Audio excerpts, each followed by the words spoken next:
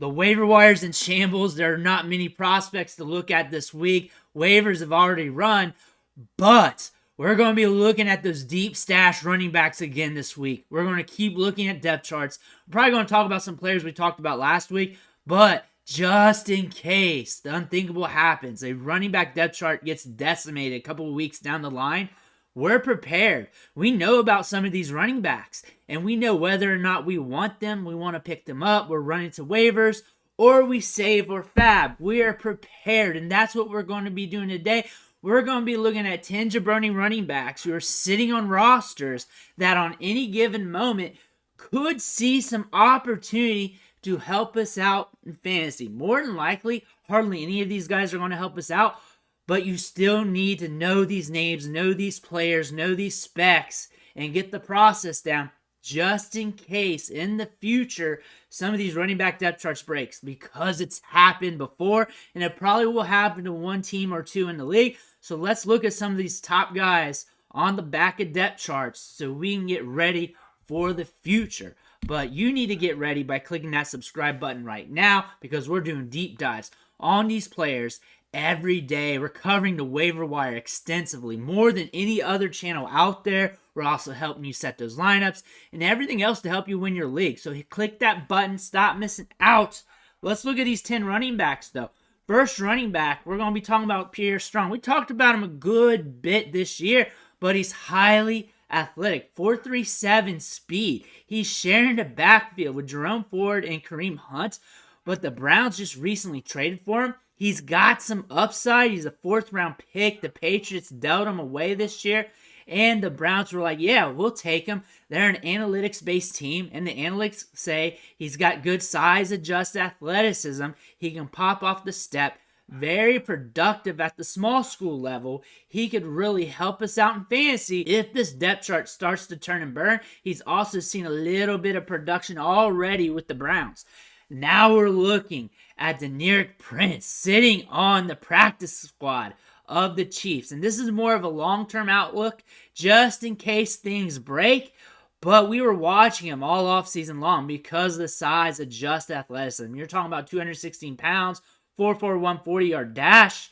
And if something happens to the running backs, he is there waiting in the wings, waiting for his opportunity to get some touches, to get some workload.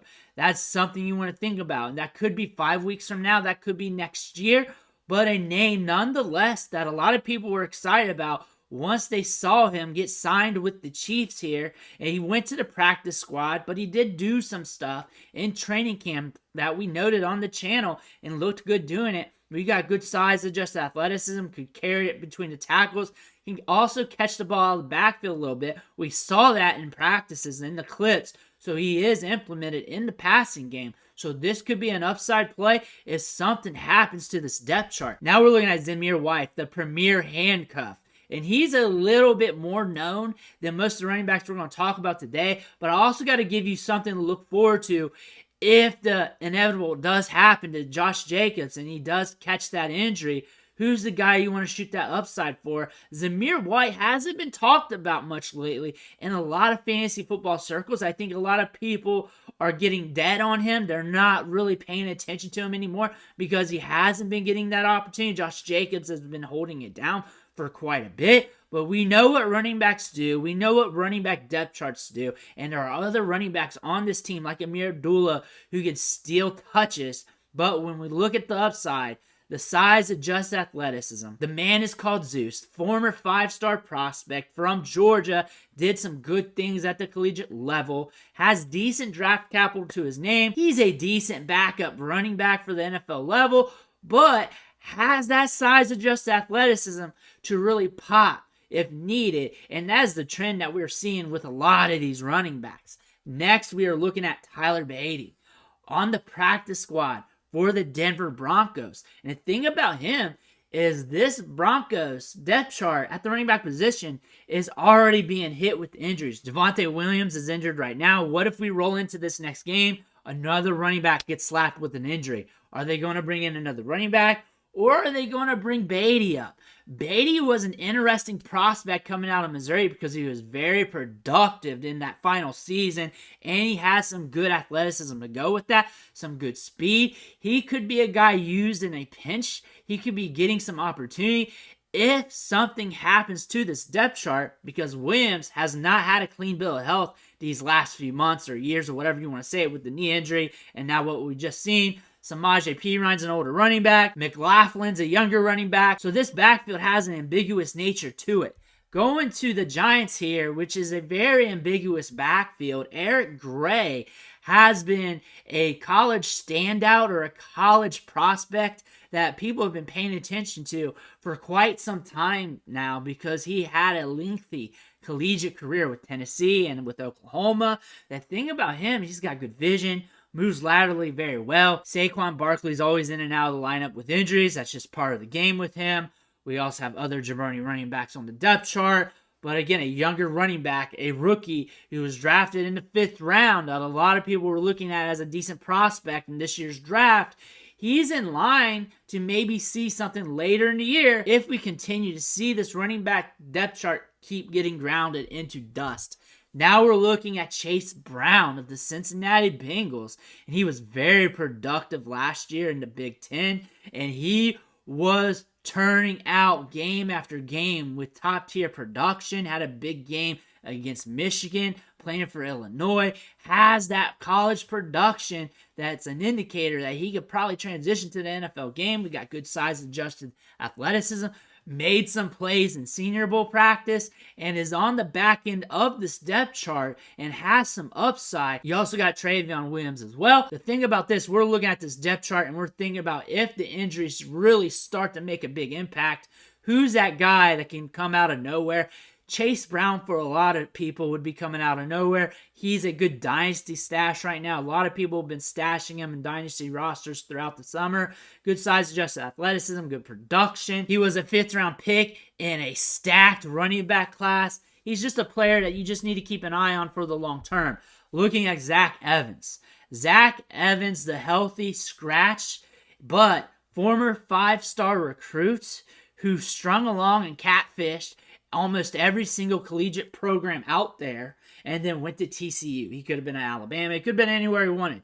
But he had to go to TCU or went to TCU on his own choice.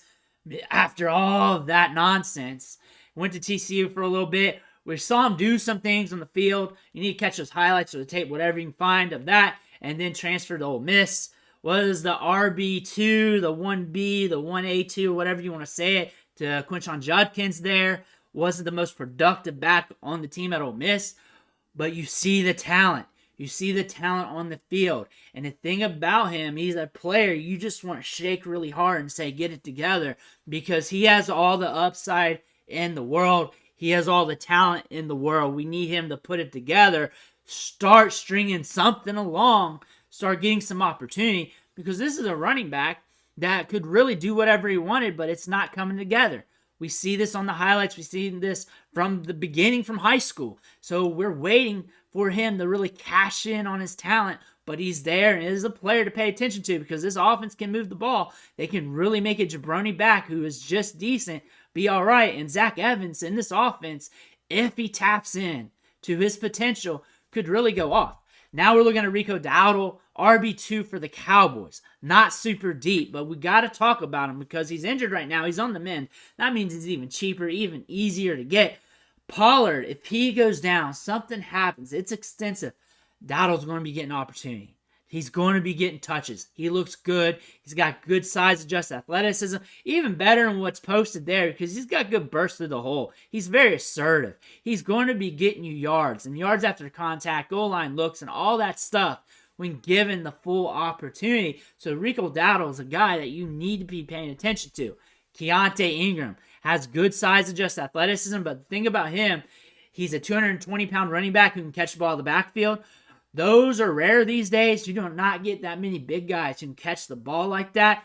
On top of that, he moves laterally very well for his size. He can really just slide over to the other hole if he needs to. Very elusive from that standpoint. We do need to improve, like with vision and everything else, like we've seen in training camp and in preseason.